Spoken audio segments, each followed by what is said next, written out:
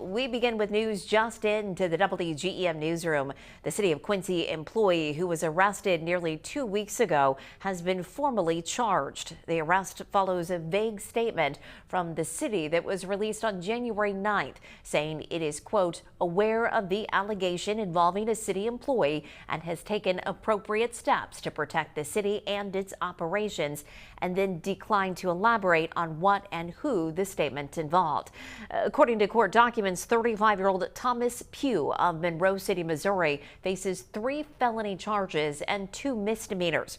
Court filings allege that Pugh knowingly cyberstalked and harassed Benjamin Inman as a city employee. Inman was previously convicted of threatening an alderman and is currently charged with possession of child pornography. On January 9th, Inman's attorney said that Inman believes that the images were put on his phone by Pugh. It has not been confirmed if Pugh is still a city employee. His first court appearance is scheduled for tomorrow morning.